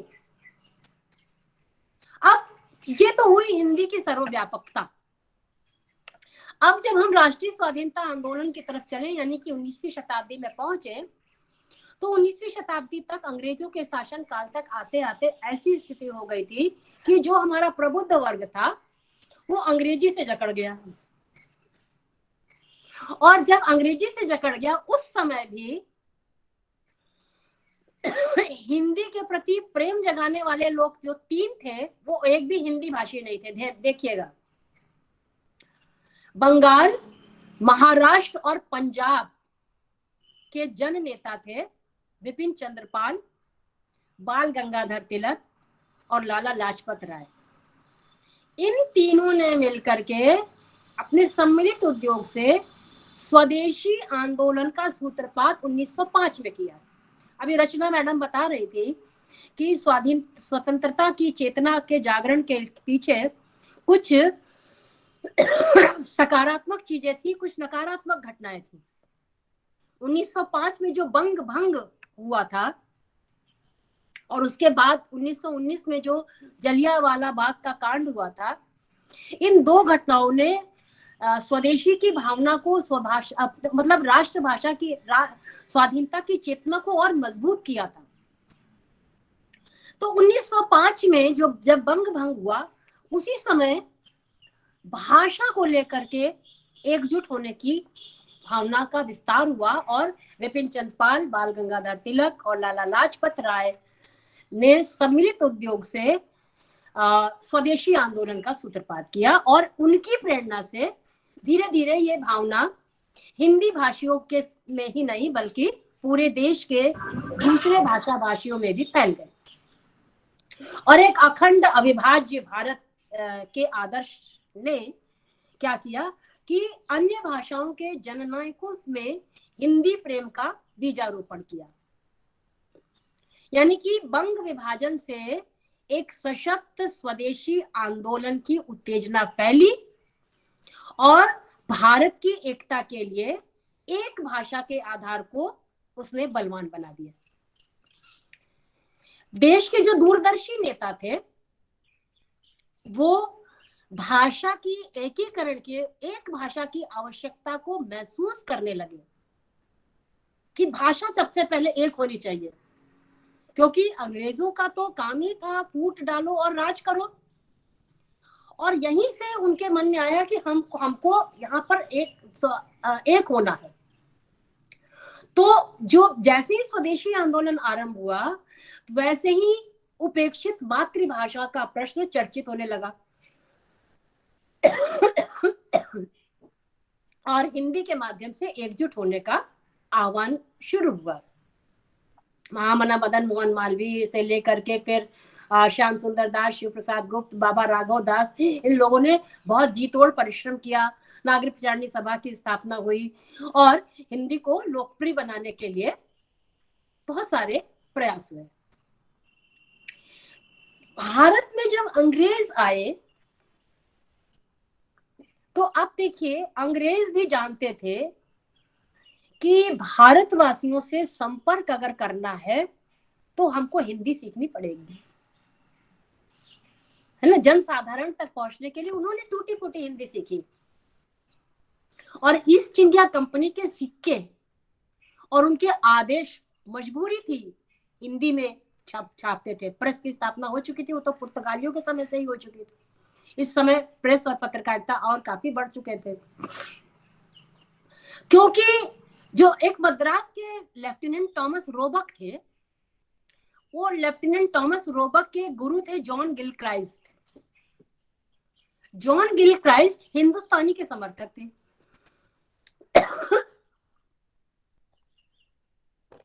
हम आपको एक थॉमस रोबक का एक स्टेटमेंट, एक वक्तव्य पढ़कर सुना रहे हैं, ध्यान से देखिएगा। थॉमस रोबक ने कहा कि भारत के जिस भाग में भी मुझे काम करना पड़ा है, कलकत्ते से लेकर लाहौर तक, कुमायूं के पहाड़ों से लेकर नर्मदा तक, अफगानों, राजपूतों, मराठों, जाटों, सिखों और उन प्रदेशों के सभी कबीलों में जहां जहां मैंने यात्रा की, मैंने उस भाषा का आम व्यवहार देखा जिसकी आपने मुझे शिक्षा दी है। यानी कि आपने, यानी गिलक्राइस्ट ने, जिसकी आपने मुझे शिक्षा दी है। मैं कन्याकुमारी से लेकर कश्मीर तक या जावा से लेकर सिंधु के मुहाने तक इस विश्वास से यात्रा करने की हिम्मत कर सकता हूं कि मुझे हर जगह ऐसे लोग मिल जाएंगे जो हिंदुस्तानी बोल लेते होंगे। अभी जिस बात को हम कह रहे थे अपने अनुभवों के आधार पर, चाहे कश्मीर तक जाइए, चाहे कन्याकुमारी तक जाइए, हिंदी भाषा को लेकर कहीं कोई समस्या नहीं होती है। वो मद्रास के लेफ्टिनेंट थॉमस रोबक का भी ऐसा ही विचार और अनुभव था। गांधी जी ने इसी हिंदुस्तानी भाषा का समर्थन किया। ध्यान दीजिएगा, हिंदुस्तानी की बात कर रहे हैं। हिंदुस्तानी का मतलब ना तो बहुत संस्कृत निष्ठ हिंदी, ना तो बिल्कुल अरबी फारसी युक्त उर्दू। गांधी जी के लिए हिंदी से तात्पर्य था हिंदुस्तानी, जिसमें एक लचीलापन है। और भारत में आते ही गांधी जी ने अनेक आंदोलन की तरह से हिंदी आंदोलन का भी नेतृत्व किया और उन्होंने भारतीय स्वतंत्रता की वाणी की संज्ञा दी हिंदुस्तानी को। कहा हिंदी जो है भारतीय स्वतंत्रता की वाणी है, और पूरी तरह से व्यापक प्रचार प्रसार करने का प्रयास किया, क्योंकि उनका मानना था कि स्वराज प्राप्ति की गति में तीव्रता अगर लानी है तो स्वदेशी, हिंदू मुस्लिम एकता और राष्ट्रभाषा के रूप में हिंदी का प्रचार बहुत जरूरी है। हिंदी के प्रचार के लिए उन्होंने, उनका जो पत्र था जो गुजराती में निकला करता था, नवजीवन, उसका नवजीवन का प्रकाशन उन्होंने 1921 से हिंदी में करना प्रारंभ कर दिया। और 1917 के गुजरात शिक्षा परिषद के अधिवेशन में उन्होंने कहा कि राष्ट्र की भाषा अंग्रेजी नहीं हो सकती, और ये घोषणा करने के साथ ही उन्होंने अगले ही साल जब इंदौर में अधिवेशन हुआ तो उस इंदौर अधिवेशन में उन्होंने साफ कहा कि मेरा मत है कि हिंदी ही हिंदुस्तान की राष्ट्रभाषा हो सकती है और होनी चाहिए। सोचिए, वो राष्ट्रभाषा की चिंता उस समय परतंत्र भारत में हो रही है। और उन्होंने फिर, गांधी जी ने कहा कि राष्ट्रभाषा होने के लिए जरूरी है कि राष्ट्रभाषा वो हो जिसको बहुसंख्यक लोग जानते हों, जो सीखने में सुगम हो, जिसके द्वारा देश के धार्मिक, आर्थिक और राजनीतिक व्यवहार निभ सके। और ये सारी विशेषताएं हिंदी में हैं। तो हिंदुस्तान को आगे बढ़ाने के लिए राष्ट्रभाषा के रूप में हिंदी को स्थापित करना होगा। और गांधी जी की ही प्रेरणा से वर्धा में और मद्रास में राष्ट्र भाषा प्रचार सभाएं स्थापित हुई, जहां से हिंदी का प्रशिक्षण दिया जाता था। और जो राष्ट्रभाषा प्रचार सभाएं थी, उन सभाओं की शाखाएं केरल में थी, कर्नाटक में थी, आंध्र प्रदेश में भी खुली। काका साहब कालेलकर, मोटूरी सत्यनारायण, ये सब थे जिन्होंने हिंदी का प्रचारक बनकर के दक्षिण भारत में हिंदी का काफी प्रचार किया। और खाली दक्षिण भारत में ही नहीं, अभी इधर चलिए पूर्वोत्तर भारत में, आसाम में थी राष्ट्रभाषा प्रचार समिति, फिर हिंदी असमिया साहित्य परिषद। ये सारी संस्थाएं थी जिससे हिंदी का जोरदार, हिंदी के समर्थन में हिंदी का प्रयोग करने के लिए जोरदार आंदोलन चल रहे थे। राष्ट्रभाषा प्रचार समिति वर्धा, हिंदुस्तानी प्रचार सभा वर्धा, हिंदी विद्यापीठ मुंबई, गुजरात विद्यापीठ महाराष्ट्र, राष्ट्र सभा पुणे, हिंदी प्रचार सभा हैदराबाद। बहुत सारी संस्थाएं थी जिन संस्थाओं के माध्यम से हिंदी का बाकायदा प्रशिक्षण दिया जा रहा था। तो अब आप अभी आशा ने सारे नारों की बात की। अब आप देखिए ये जो नारे थे, ये नारे सारे के सारे हिंदी में थे, लेकिन उन नारों को बनाने वाले एक भी हिंदी प्रदेश के नहीं थे। जैसे बंकिम चंद्र का नारा था वंदे मातरम, बंकिम चंद्र कहाँ के थे, है ना। और स्वराज मेरा जन्मसिद्ध अधिकार है, बाल गंगाधर तिलक, बाल गंगाधर तिलक कहाँ के थे देखिए। इंकलाब जिंदाबाद भगत सिंह का नारा था। तुम मुझे खून दो मैं तुम्हें आजादी दूंगा, सुभाष चंद्र बोस का नारा था। सारे जहां से अच्छा हिंदुस्तान हमारा, इकबाल का नारा था। तो ये सारे नारे देने वाले पूरे भारत के प्रतिनिधि हैं, केवल हिंदी प्रदेश के नहीं हैं। एक गांधी जी का प्रवचन भी यहाँ पर याद आ रहा है। गांधी जी ने हिंदुस्तानी के समर्थन में एक प्रवचन दिया था। उन्होंने मतलब लोगों को संदेश दिया था किस तरह की हिंदी का प्रयोग करना चाहिए। उन्होंने कहा कि हमारे यहाँ हिंदी और उर्दू ये दो भाषाएं हैं जो, और दोनों भाषाएं हिंदुस्तान में बनी और हिंदुस्तानियों के द्वारा बनाई गई। इनका व्याकरण भी एक जैसा है और इन दोनों को मिला करके मैंने हिंदुस्तानी बनाई है। और इस भाषा को करोड़ों लोग बोलते हैं। ये एक ऐसी सामान्य भाषा है जिसे हिंदू और मुसलमान दोनों समझते हैं। फिर उन्होंने सुझाव दिया, जो सुझाव आज भी बहुत लाजिमी है। उन्होंने सुझाव दिया कि यदि आप संस्कृत में हिंदी बोलें या अरबी फारसी के शब्दों से भरी हुई उर्दू बोलें, जैसा कि अब्दुल बारी बोला करते हैं, तो बहुत कम लोग उसे समझेंगे। तो उनका सुझाव यह था कि जो मिली जुली भाषा है, उस मिली जुली सरल हिंदुस्तानी भाषा को, जिससे पूरा देश भावात्मक रूप में एक होता है, उसका प्रयोग करना चाहिए। यानी कि भाषा के माध्यम से वो हिंदू और मुसलमानों को भी जोड़ रहे थे। जो अंग्रेजों की फुट डालो की राजनीति थी, उसको तोड़ना चाहते थे हिंदुस्तानी के प्रयोग के माध्यम से। और गांधी जी ने हिंदुस्तानी की ये ताकत पहचानी थी संत कवियों से। उन्होंने देखा था कि संत कवियों की वाणी अपनी सीमा को पार करके इधर से उधर पहुंच जा रही है। बिजली की चमक की तरह से पूरे देश भर में भक्ति की लहर फैल गई थी। उत्तर से लेकर दक्षिण तक संतों की वाणी फैली हुई थी।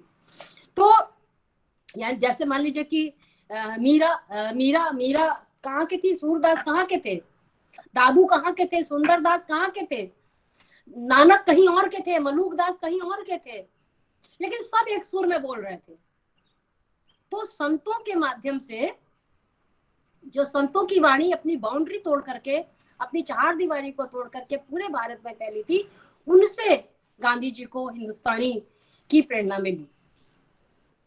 तो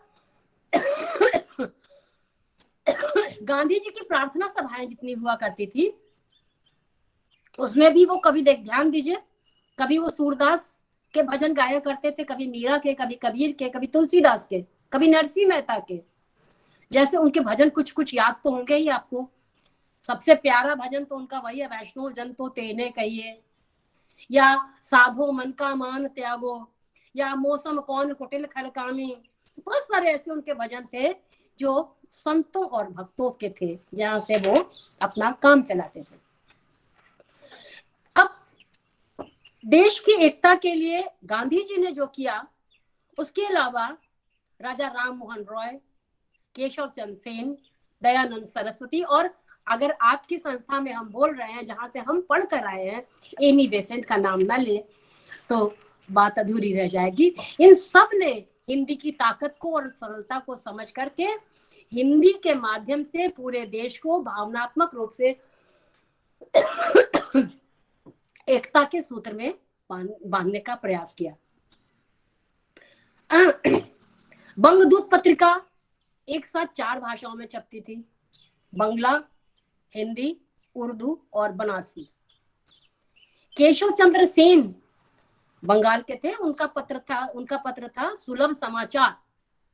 उस सुलभ समाचार में भारतीय एकता कैसे हो, यह निबंध निकला था और उस निबंध के माध्यम से उन्होंने ये निष्कर्ष निकाला था कि भाषा के माध्यम से भारत में एकता, हिंदी भाषा के प्रयोग के माध्यम से पूरे भारत को एकता के सूत्र में बांधा जा सकता है। इसी तरह दयानंद सरस्वती, बाल गंगाधर तिलक, लाला लाजपत राय जो पंजाब के थे, लाला लाजपत राय, इन सभी लोगों ने हिंदी के प्रचार प्रसार और हिंदी को ही पूरे देश को भावात्मक एकता में बांधने का माध्यम बनाया। और एनी बेसेंट वो मद्रास में थी, मद्रास से लेकर उन्होंने काशी तक भ्रमण किया।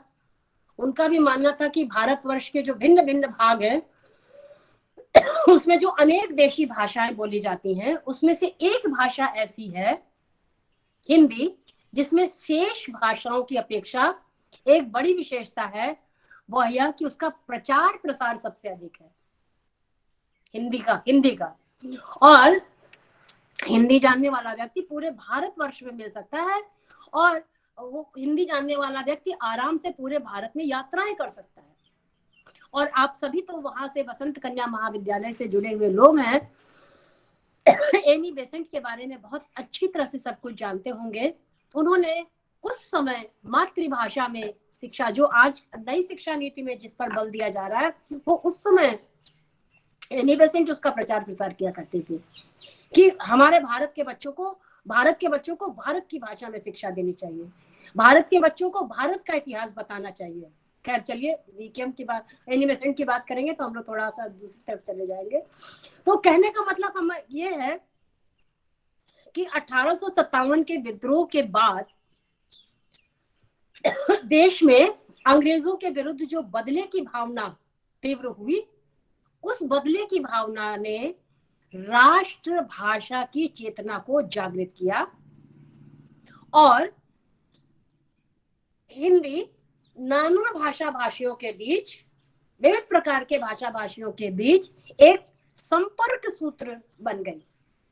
यानी कि और इसी हिंदी के माध्यम से ही राष्ट्रीय स्वाधीन चेतना का विकास हुआ। राजनारायण बोस, बहुत सारे नाम याद आ जा रहे हैं बीच बीच में, राजनारायण बोस, भूदेव मुखर्जी, नवीन चंद्र राय, इन सब ने भी राष्ट्रभाषा के रूप में हिंदी की महत्व पर बल दिया।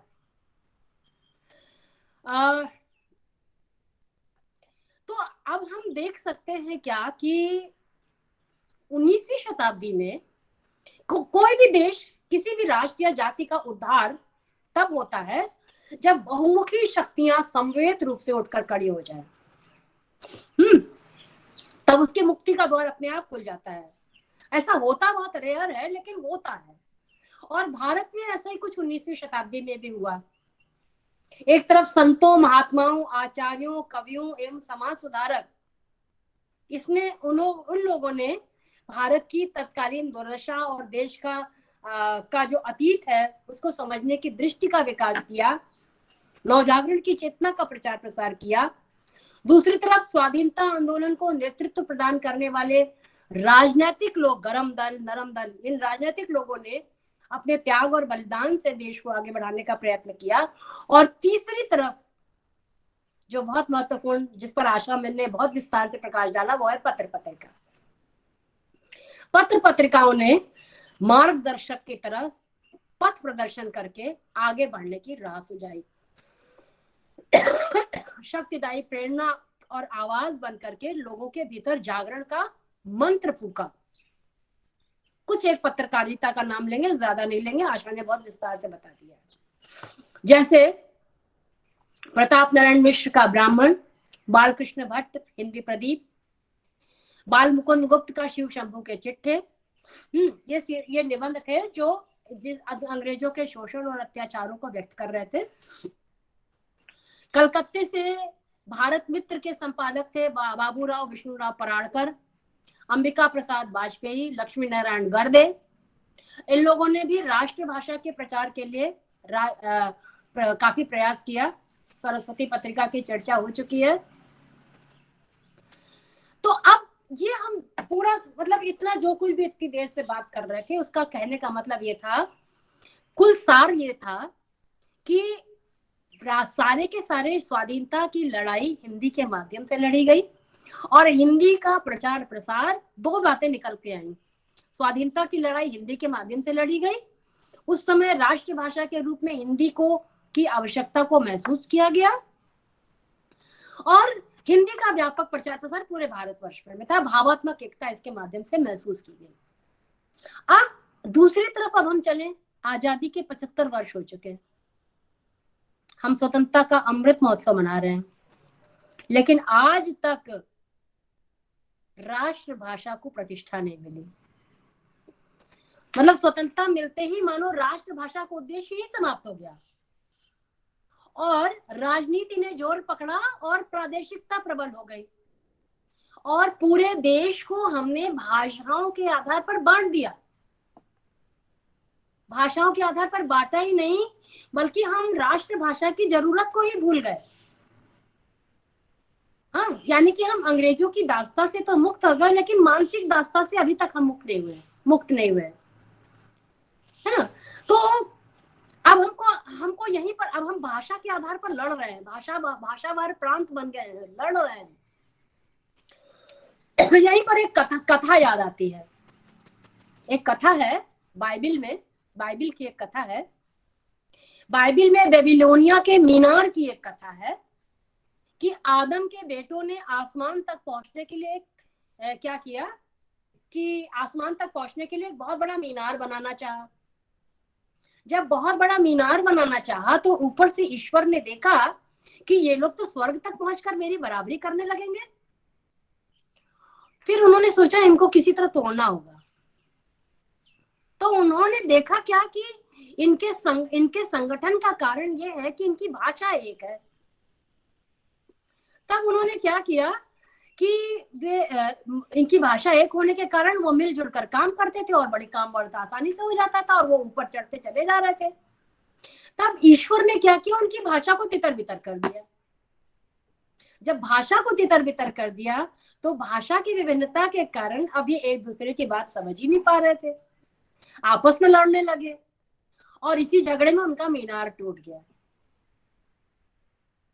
है ना। तो कहने का मतलब ये है कि जिस देश के लोग एक भाषा के सूत्र में बने रहते हैं उनके विचारों और भावों में एक रूपता रहती है, और अगर भाषा की विभिन्नता है तो किसी भी देश की राजनीतिक और सांस्कृतिक एकता कभी भी जागृत नहीं हो सकती। इसलिए किसी भी देश में एक राष्ट्रभाषा का होना बहुत जरूरी होता है, क्योंकि राष्ट्रभाषा सबको एक सूत्र में बांधती है। अब हम देखते हैं, अगर हम पूरे विश्व के इतिहास में चलें तो कोई भी ऐसा देश, जैसे आयरलैंड को आप लीजिए, आयरलैंड में पुनर्जागरण के साथ ही क्या हुआ कि गैलिक भाषा को पुनर्जीवित करने का तीव्र प्रयत्न किया गया। आयरलैंड की गैलिक भाषा मर गई थी, लेकिन तुरंत, मतलब वहां परतंत्रता के कारण गैलिक भाषा लुप्त हो गई थी। मैं यहाँ इसलिए कह रही हूँ कि वहां गैलिक भाषा परतंत्रता के कारण लुप्त हो गई थी। हमारे यहाँ हिंदी लुप्त नहीं हुई थी, लेकिन गैलिक भाषा को उन लोगों ने जीवित किया। और उसको जीवित करने के लिए जानते हैं क्या किया? वहां के एक नेता थे डी वेलेरा। वो डी वेलेरा ने क्या किया कि देखा कि या तो गैलिक भाषा यहाँ तो कोई बोलता ही नहीं है। बहुत ढूंढते ढूंढते ढूंढते उनको एक बूढ़ा मोची मिला, बहुत बूढ़ा मोची था, वो गैलिक भाषा जानता था। तो उन्होंने उस बूढ़े मोची से गैलिक भाषा को सीखा और कहा कि अपनी इस भाषा के बल पर ही मैं स्वाधीनता हासिल करूंगा, और उन्होंने उस भाषा को जीवित किया और बाद में ये करके दिखाया। हमारी हिंदी की दशा ये नहीं थी। 1815 में चलिए तो देखिए, 1815 में जर्मनी स्वतंत्र हुआ। तब वहां के बिस्मार्क ने क्या आदेश दिया कि 1 वर्ष के भीतर सभी कर्मचारी जर्मन भाषा में काम करना सीख जाएं। अगर वो ऐसा नहीं करेंगे तो उन्हें नौकरी से बर्खास्त कर दिया जाएगा। मेरे यहाँ क्या कहा गया?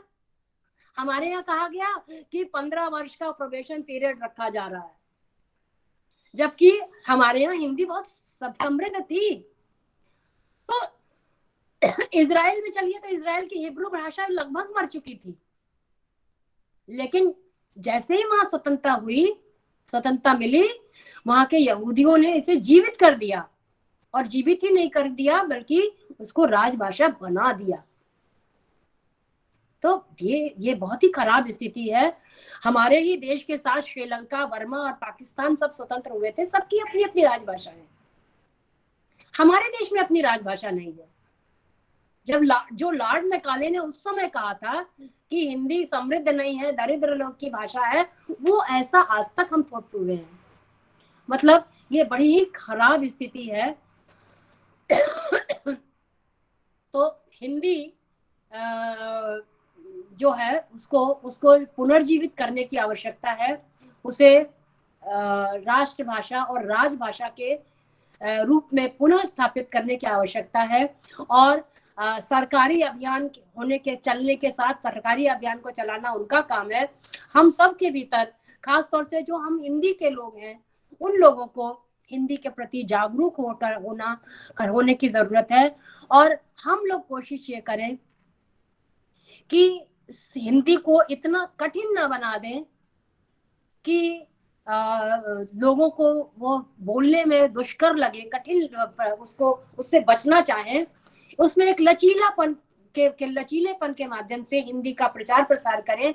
और सबसे ज्यादा जरूरत है कि जो हिंदीतर क्षेत्र के लोग हैं, जैसे जो ज्यादातर क्या है, गणित है, अर्थशास्त्र है, ये जो विषय है, इस विषय को पढ़ने वाले लोगों को दिक्कत यह आती है कि उन्हें हिंदी में पाठ्य पुस्तकें नहीं मिलती हैं।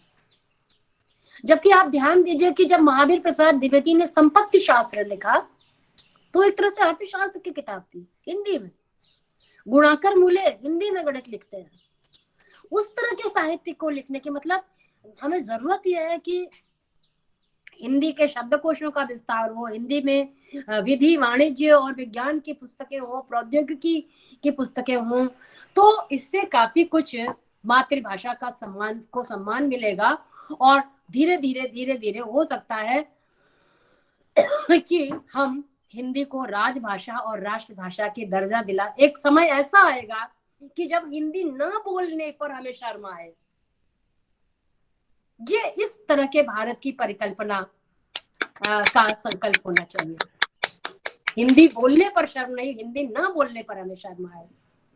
तो इन्हीं बातों के साथ हम अपनी वाणी को विराम देते हैं। आपने मुझे धैर्यपूर्वक सुना और बोलने का अवसर दिया। मैंने कोशिश की कि रचना मैडम और आशा मैडम जो कुछ भी कह चुकी हैं, उससे इतर बातें करूं। इसमें कितना मैं सफल रही नहीं रही ये आप जाने। बहुत अच्छा श्रद्धा जी, बहुत ही अच्छा, बहुत ही ज्ञानवर्धक और सार गर्भित और सरल सहज भाषा में जिसकी आप वकालत कर रही थी। तबीयत बहुत खराब है, पानी पी पी के बोल रहे हैं, बुखार चढ़ा हुआ है। बहुत बहुत धन्यवाद। आपने बहुत ही ज्यादा ज्ञानवर्धक वक्तव्य दिया। स्वराज्य, स्वदेशी भाषा और स्वदेशी चीजों, इन तीनों चीजों में स्वराज्य हमें मिल गया, पर स्वदेशी और स्वभाषा जो पीछे छूट गई है उस पर जोर दिया आपने कि उसे भी हमें आगे बढ़ाना है। हिंदी सरल, सहज और व्यापक भाषा है, इसे ही हमें अपनाना चाहिए। इतिहास से कई संदर्भ आपने लिए और उसके बारे में बताया। प्रयोजन मूलक हिंदी के जन्मदाता मोटरी सत्यनारायण के बारे में बताया। बाल गंगाधर तिलक, विपिन चंद्र पाल आदि ने क्या योगदान दिया है भाषा के लिए।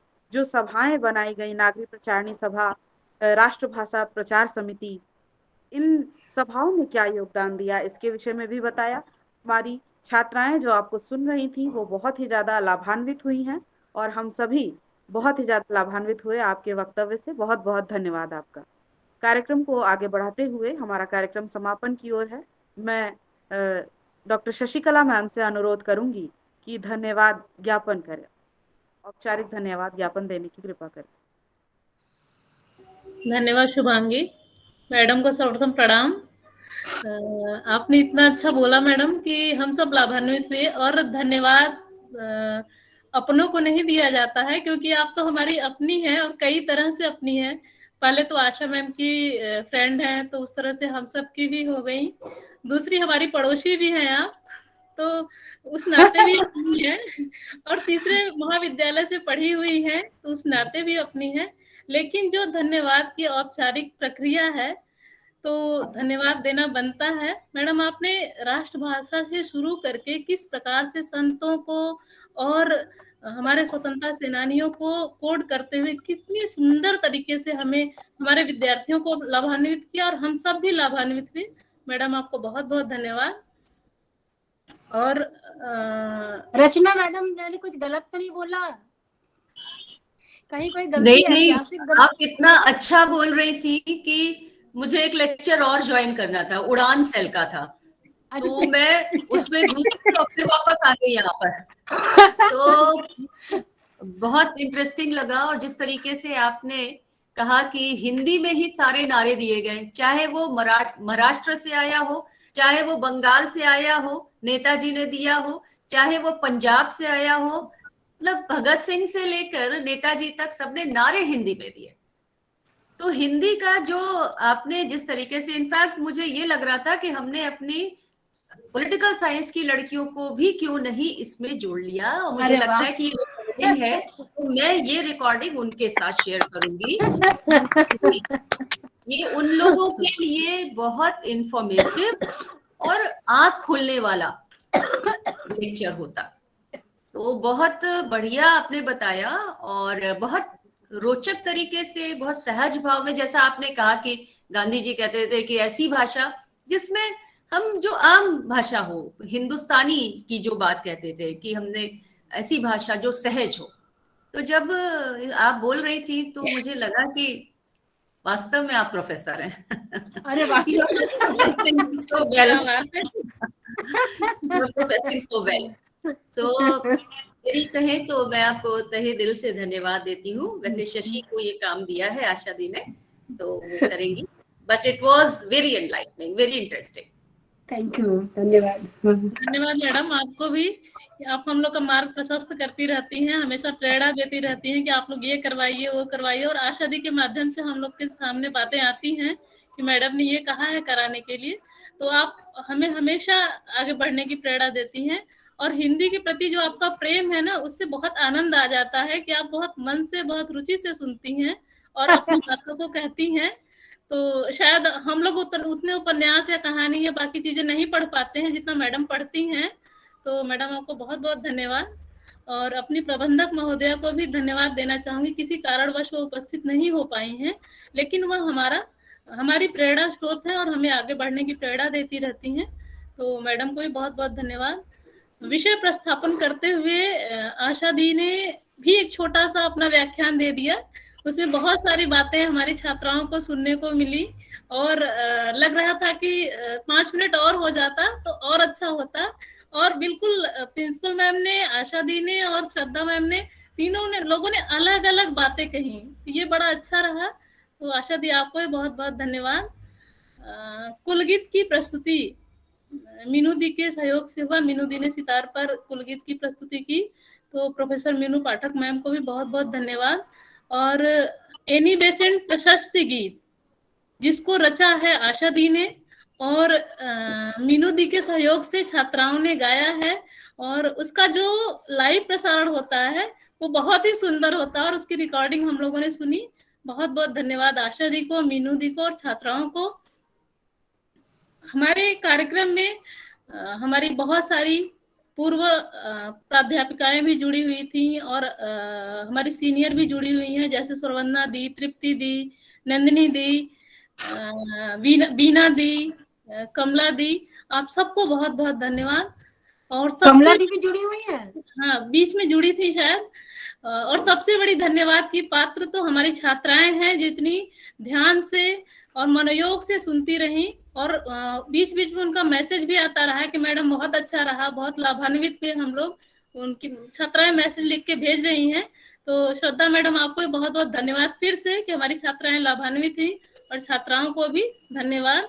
और संपूर्ण कार्यक्रम की रूपरेखा आशा दी ने तैयार की, आशा दी को विशेष धन्यवाद। और कार्यक्रम को संचालित करने के लिए विशाल ने, ऑफिस के सहयोगी विशाल जी ने सहयोग किया। विशाल जी को भी बहुत बहुत धन्यवाद।